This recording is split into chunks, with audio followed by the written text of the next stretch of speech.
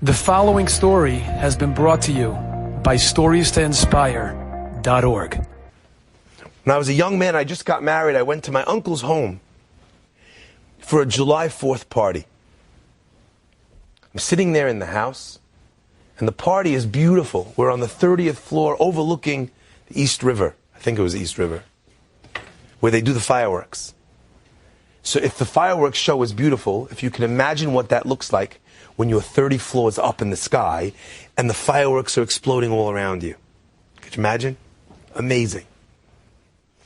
The show is over and everyone starts to go home. We open the door.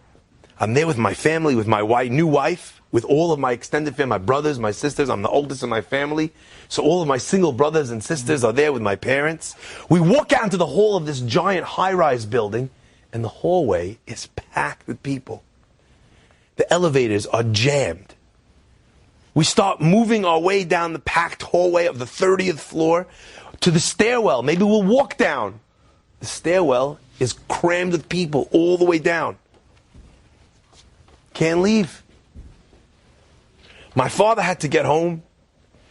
You know, he was in a bit of a rush. He wanted to get back for the evening services in the shul where he's the rabbi. So my father decided that he was going to leave, get his way down, walk down the stairs. I don't even know. But I was newly married. We had no kids. We had no responsibilities. We just relaxed. So, you know what? We'll chill here. What do we need to run for? I sat in the apartment. We enjoyed. We had a drink. We relaxed. We were there for an hour and a half. Now, this building is on the East River. It's in Long Island. Some of you will see it when you're driving along on the highway over there. It's got the orange slice right next to the Pepsi-Cola sign over there. That's where the building is. My father's driving back to Deal. How far is it from that building to Deal, New Jersey? An hour and a half? We leave an hour and a half after they left the apartment. I open the door to look in the hallway. Coast is clear. Take the elevator down like a king. Get in my car. We drive home. As I'm driving home, I pull onto the West Shore Expressway. I'm driving in the passing lane. And I say to my wife, that's weird. Anyone know, when you could tell that it's your car? Because everybody's car has, its bumps.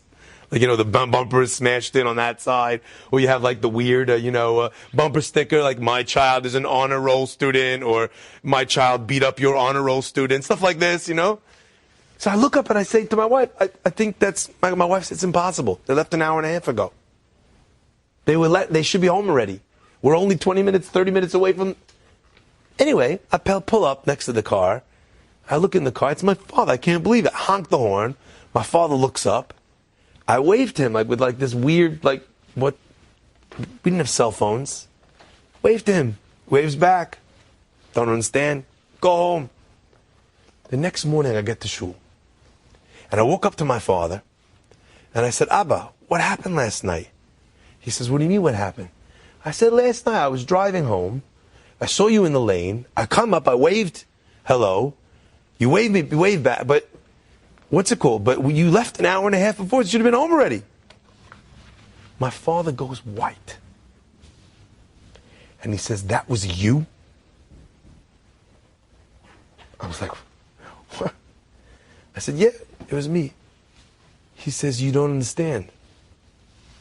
I was so confused. He says, that was you? He says, let me tell you what happened.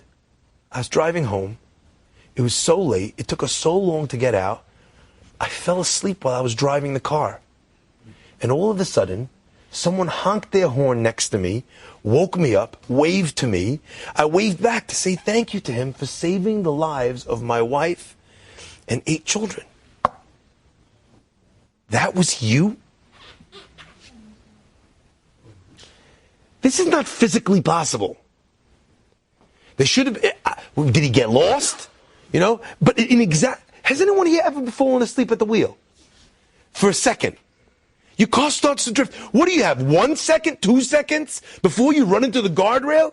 Do you understand the amount of time, the specific, exact timing for me to be there exactly at that moment? Could you understand how things need...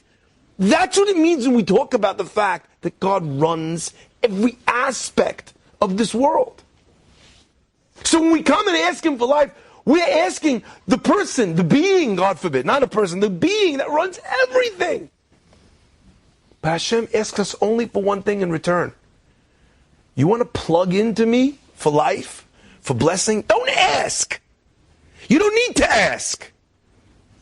If you're plugged in, you get it because you're plugged in.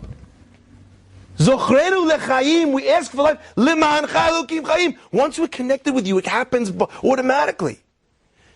That's when Elul is not dysfunctional. That's when we're not using God, but rather we're connecting with Him. Enjoyed this story? Come again. Bring a friend. StoriesToInspire.org